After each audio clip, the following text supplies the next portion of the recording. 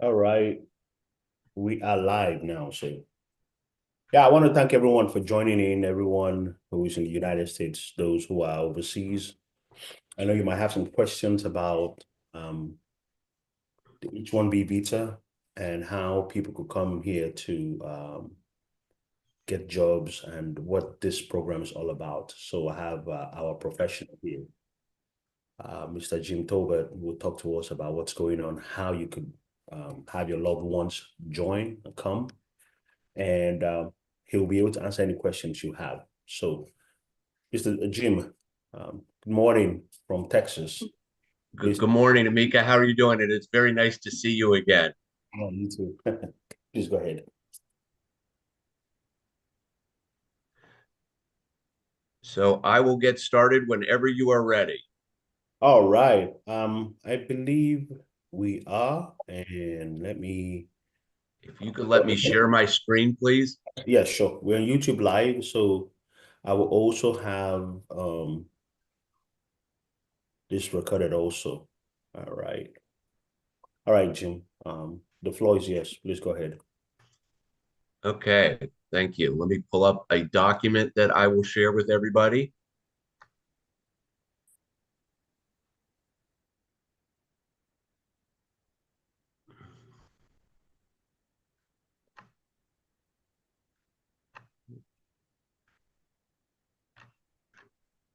Well, welcome everybody, and I have had the pleasure of doing this both a couple times with Emeka, with as well as with other groups from around the world. And it is my pleasure to be sharing with you what I think is a very unique and exciting opportunity for both everybody on this call, as well as people who will be hearing or seeing this as a recording.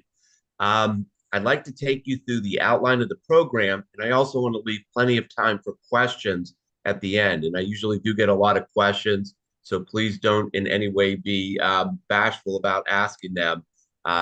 So, what I'd like to do is I'd like to share with you about why the U.S. needs teachers. And today's presentation is about how you can come to the United States and become a teacher. And I'm going to say this a bunch of times, but you do not need to be a teacher where you currently live in order to be eligible for this program. We take anybody that meets certain criteria, not just teachers. But I want to tell you why we need teachers, why we set up this program, and also share with you why you might be interested in coming. I'd like to explain to you how to become a teacher in the US. I will go through that process in detail. And then finally, what you should do if you're interested. So, there are a huge number of teacher vacancies in the United States right now. And what I always encourage people to do, Google it yourself. Google teacher shortage in the US, and there are dozens of articles that address this issue. Why is there a teacher shortage in the US? It's the same reason why we have shortages in a lot of professions in the US. It's demographics. The United States, along with Europe, along with Japan, along with a number of industrialized countries, has an aging population. Our population's getting older, they're retiring, and frankly, we don't have enough young people in our country anymore. And so there's a lot of shortages in professions. And we deal with a number of different professions. And one of the professions we deal with is recruiting teachers to the United States because they are so badly needed. Now, I'm going to use South Carolina. It's one of the 50 states in the US as my example because currently this is where we are recruiting into. Now, over time, we're going to be recruiting to more states. In fact, we just added a state this week, Indiana, that we'll be recruiting into. But for the purpose of today's discussion, I want to talk about coming to South Carolina.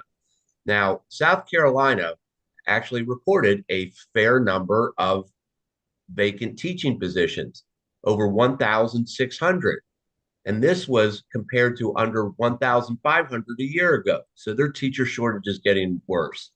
And they saw over 7,300 teachers depart this profession. Why are they leaving? They're leaving for a number of reasons. But again, a huge number of them are retiring or or moving on for other reasons. Now, as a result of this teacher shortage in the United States, what we have seen over the past few decades is an increasingly large growth in salaries for teachers. And salaries for teachers now, a national average, is about $66,000 and continuing to grow. And on top of this, I will point out there are benefits that are paid as a teacher, things like health insurance and retirement benefits, as well as paid vacation. There are also, for high demand teaching positions, bonuses on top of that. So I hope this sort of paints a picture of the relative supply and demand in the teaching profession at this time. So, what is required in order to become a teacher in the US? And as I said at the outset, this does not require you to be a teacher where you come from, but you need to do two things. One, you need to have a bachelor's degree equivalent to a US bachelor's degree or greater in any area, and you need to complete an alternative certification program. And I'm going to explain in more detail in a moment what I mean by that. So here's the basic process, and I'll go into the details of this throughout the course of the discussion. But the first part of the process is to get accepted into an alternative certification program. And basically, what an alternative certification program or an ACP does, it allows someone that already has a bachelor's degree to get the additional academic credentials to become a teacher. Now, there are two requirements in order to get accepted into an ACP. One, you have to take the TOEFL, the test of English as a foreign language, if it's required. And I say if it's required because some countries are exempt from the TOEFL. And the countries that are exempt from the TOEFL are those countries that are English speaking, where English is the official language. The other is you need to prove your foreign academic credentials. And I can explain in a moment what's involved with that. Once you are into or been accepted, once you've been accepted into the alternative certification program, then you need to prepare for the alternative certification program and coming to the US. So there's a couple of things you will need to do while you're still, before you come to the United States. You need to complete about 100 hours of online training, and you need to take an exam called the praxis exam. It's sort of like the entrance exam to this entire process. Now, up until recently, very recently, it was very difficult to take the praxis exam outside the US, particularly in Africa.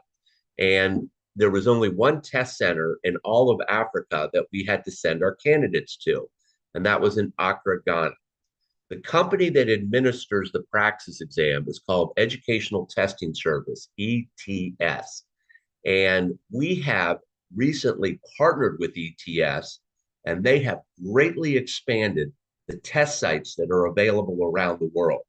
So right now, the praxis exam is given in 12 locations in Africa in 5 different countries, including Nigeria, including Kenya, as well as other countries. So we're very excited about being able to offer this exam throughout many places in Africa. Now, once you have met these two requirements, you are then eligible to come work in the United States. So the next part of the process is to interview for a job. And then if you're extended a job offer, to get a visa to come to the US. When you come to the US, you do a supervised teaching internship. You are paid for that, by the way. You do another 150 hours of online training, and you have to pass an exam called the Pedagogy and Professional Responsibility Exam, the PPR. And then after that, congratulations, you're licensed. So this is in a nutshell what the process is. Pre-ACP, pre-US, once you get to the US. So in order to help you go through this process, we have developed two services or have two services to offer you. One is we are Go Teach in the USA, and we offer a concierge service that walks you through this process from beginning to end. The other is a licensed alternative certification program called Teachers of Tomorrow. and they are the ones that will help you meet the academic requirements to get your license. Now, as I mentioned before, the requirements to apply for an ACP is if you are in a non-English speaking country, you have to take the test of English as a foreign language, in addition to which you must have a minimum grade point average, GPA, also in order to qualify for this program. Now, once you have met that and have met the requirements, um, we then help you find a job in South Carolina. Now, South Carolina is also great because they do hire a fair number of teachers, and part of the service we offer you is to help find employment. And in fact, since 2019, they have hired close to 2,300 teachers from outside the United States. So they know how it's done. Now, when you come to the United States, you come on an H-1B visa. An H-1B visa is the worker visa to come to the US. So a lot of tech workers, for example, come to the US and they come under the H-1B visa. Now, typically, an H-1B visa can be very difficult to get. There's a cap, there's a limit to how many we will take from any country. However, there's an exception to that. And by the way, if you want to come on an H-1B, you have to go through a lottery. In my understanding, there's about 1 in 20 chances, a 5% chance of getting a lottery to come to the US. But there's a huge, huge exemption to that. And that is if you're coming to work for a not-for-profit or a government agency, such as a school district, there is no cap and you don't have to go through the lottery. So this significantly increases your predictability of coming to the US. Now, when you come as a teacher, you apply for a license in a specific subject matter and with a specific age group of children in mind. The four categories that are licensed for are English, math, science, and social studies. And the three age groups are elementary school through sixth grade, 4th to 8th grade, and then 7th to 12th grade. So those are the three levels. In addition to which, there are many other certifications that you can apply for and get licensed for. Now, a lot of people say to me, hey, Jim, South Carolina is fine, but I'm not sure I want to live there, or I got relatives that live somewhere else. By the way, I'm in Dallas, Texas. We have a wonderful African community, including Emeka and a bunch of other people here in Texas. But once you do get licensed, you are then eligible fairly easily to transfer your license to another state. And then, of course, and this is one of the important things we do with our concierge service, we help you move to the United States. It's never easy moving to a new country. Some of you on this call may already be in the US and have made that transformation or made that transition. But one of the things we do is to make sure you and your family get to the US. Oh, by the way, that was one of the biggest questions I get. Can I bring my family with an H-1B? The answer is yes. And by family, that means spouse and dependents. But the goal of this program is not to break up families. So let me explain in a little bit more detail about enrolling in the Go Teach program and enrolling in the alternative certification program through our partner Teachers of Tomorrow. The cost of the concierge service is $1,000, and we have three payment options. You can either pay $1,000 when you enroll, you can pay $500 and then $120 over five months, or you can pay in two payments. So we do try to make it as easy as possible.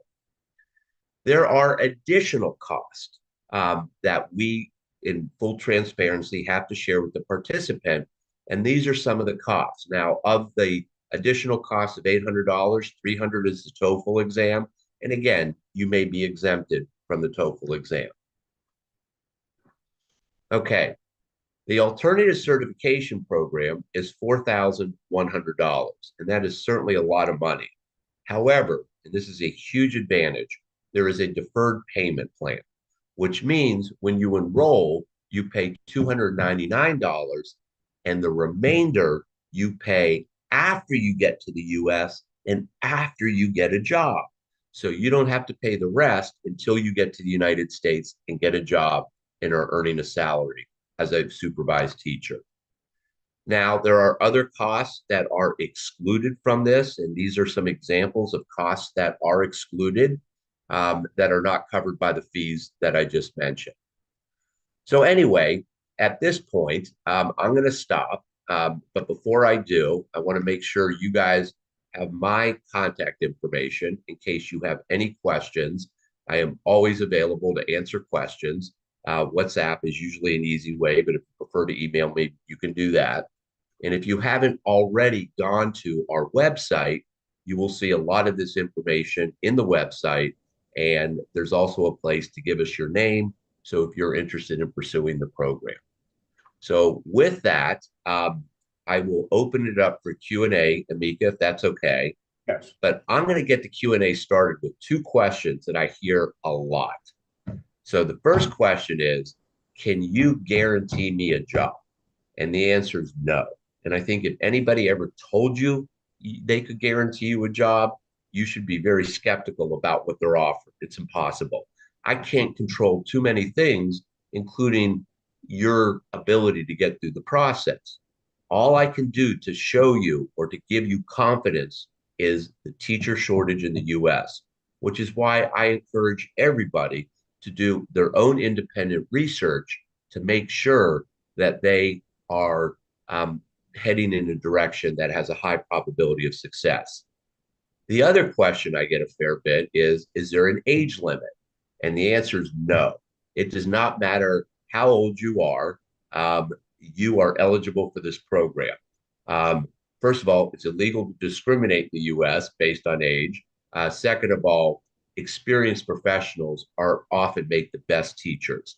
And one of my favorite stories I love to tell is we have a father and a daughter who are going through the program. He's a retired university professor, and it's wonderful to see the two of them going through the program. So with that, Emeka, it will be my pleasure to answer any other questions anybody has.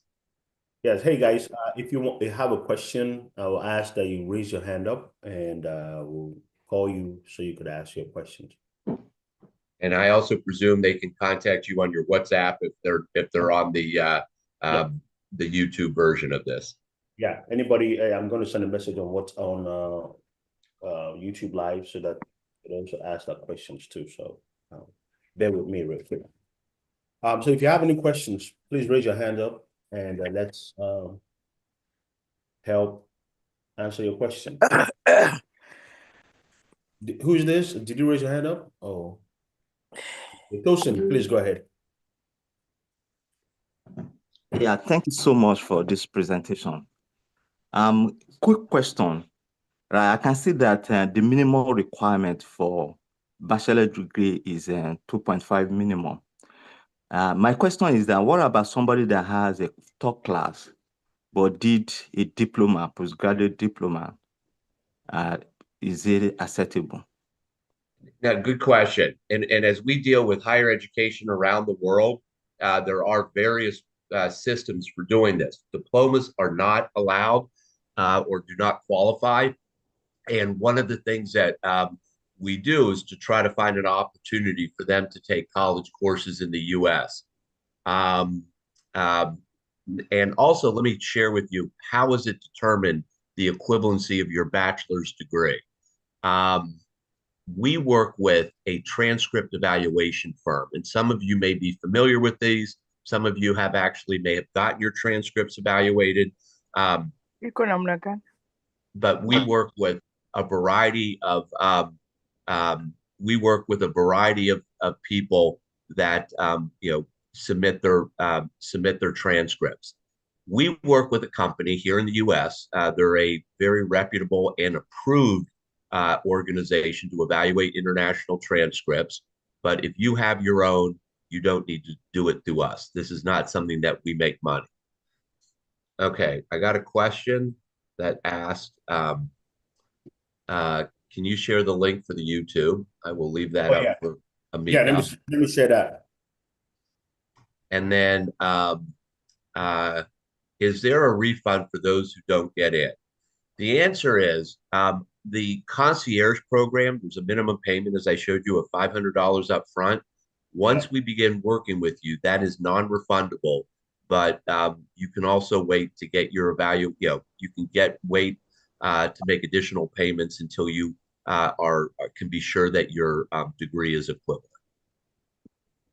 Yeah, we try to stay away from doing refunds. So if you get in here, you're getting in here determined to succeed, determined to go through the process, because we don't want to be, going back and forth trying to see if you are in the mood to get the process completed. So we really want people who are really interested and want to finish it. So that's the answer to that. Can you check to see if the link works for you guys in those who are on YouTube live? I'll send this one also to just be sure. So iPhone Jenny had a question. Please go ahead. Thank you very much. I want to know if you have somebody with a degree, an advanced degree, but did not do education. Do they do their alternative certification in Kenya, or will they come to do it here? Thank you. Okay, so if I understand your question correctly, if someone has a graduate degree, and it Yes. doesn't matter if it's in teaching or anything else, you still have to go through the alternative certification program, part of which is done prior to the supervised teaching, and the rest of which is done after you begin the supervised teaching, which I said you get paid while you're doing it. Now, the question is, the alternative certification that is it done when they are still in Africa or when they come? Okay, part of it's done before you come, and Yes. part of it is done after you come. So, Thank you. so you do online training, that you can do from Africa, but the supervised teaching is done once you get to the United States. Thank you. You're welcome. Does anybody else have a question? So we could raise your hand up. Let's see you. Or if you can ask over here, you could just type it out and we could read it out to Mr. Jim. And by the way, a number of people who are in our program are already in the United States. Now, you have to be here legally. It's very difficult to get a visa if you're not here legally. But here are examples of people who apply for our program while they're in the U.S. Some people are on the tourist visa. Some people are on student visas. We have a number of people from, not a number, we have a ton of people from around the world who are going to college or graduate school in the U.S. And if they can't find a job after they graduate, they have to go home. We give them an option to stay in the United States. So if you or anybody you know is here on a student visa, this could be an option. Yeah, and I think also for those of you who have loved ones or someone here, I think it's a good idea to just make sure you have them sign up, because you never know what's going to happen. But with this, since you're already in the country, in the United States, then you're better off just starting this while you look for another job, because this will be much easier for you to go through the process. They already know you're here legally. And, it should take you shorter time than anybody else, especially those who are overseas in Africa. So just FYI for you guys, okay? Does anybody else have a question? Yeah, and the one thing I also didn't address in my presentation is how long does it take? Well, it takes about 3 or 4 months if you're not already in the U.S. to go through the steps to come to the U.S. And then once you get here, and then it could take another 6 to 9 months in order to get the H-1B visa to come to the U.S. and get a job and all that kind of stuff. So what Emeka just said, this is something that's not quick. And again, if I told you it was quick and easy, you should be very skeptical. This isn't easy and it's not quick. Requires work. So if this is something you're interested in, it's something I would recommend you start sooner rather than later. Oh, here's another question I've gotten a lot from recently. what are the implications of the Trump administration? Now, I think President Trump and his administration are trying to cut down two types of immigration. One, illegal immigration, and then the other are asylum seekers. Those are the two areas that I think are the most at risk. However, he does appreciate the need for a highly skilled workforce in the US, and that immigrants are often going to be the source of that labor force. His best friend, Elon Musk, is a huge fan of the H-1B, as well as a number of other business leaders. And I at least don't see the H-1B being at risk because our country badly needs this to maintain our economic strength. Oh yeah, a lot of people have asked me that question too. So we Good. actually have to bring a lawyer, two lawyers to try to help get people to understand, the process. But that's another topic. But basically, what you just said now is the truth. It makes sense, and no one should be afraid of applying because of the Trump administration. You're going to be here legally, doing everything correctly, so you should be fine. So before we let Mr. Jim go, Mr. Tobit, does anybody else have a question they need Well, understand? could I ask a question, Emeka? Yes, please. Where is everybody on this call from? You could type it up or you could say where you from. Either say it out loud or type it in the chat room. Yeah. I'd love to know where you guys are from. Kenya, Nigeria, Kenya.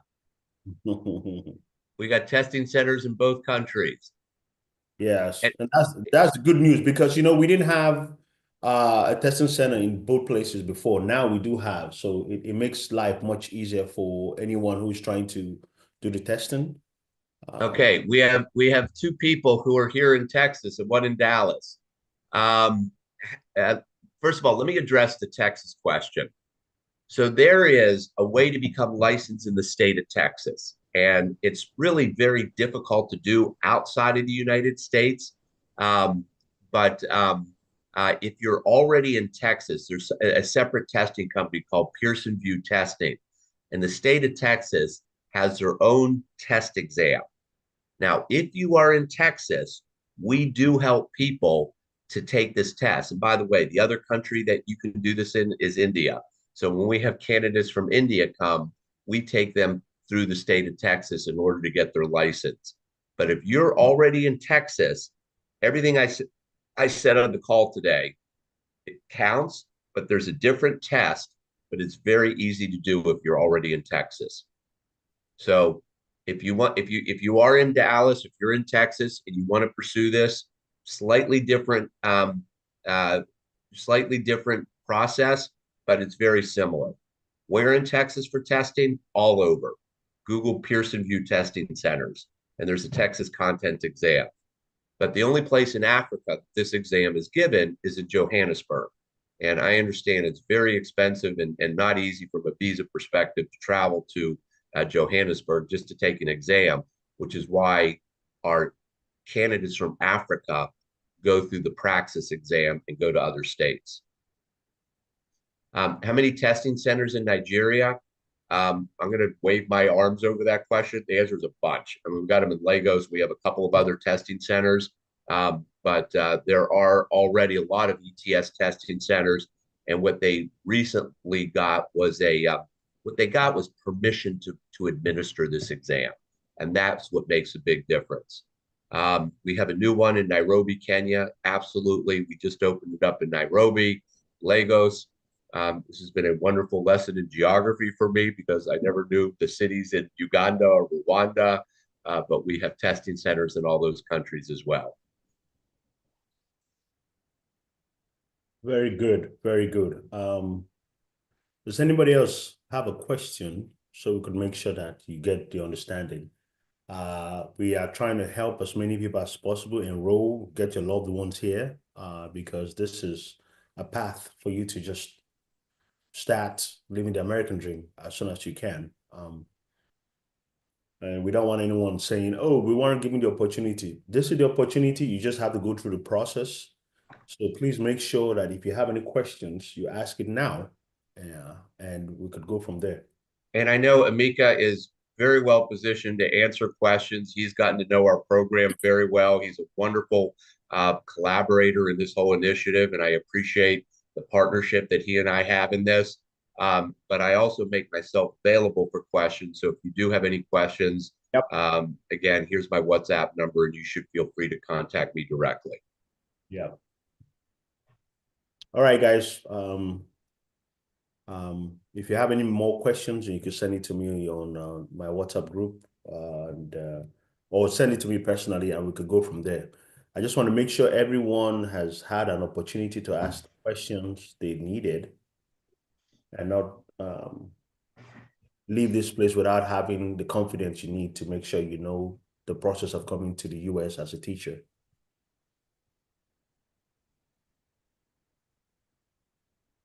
All right, then. I want to thank everyone. I want to especially thank Mr. Jim Tolbert for giving us his time today. If you have appreciated Mr. Jim, please send him a message here thanking him, or you could, say it out loud. Thank you, Jim.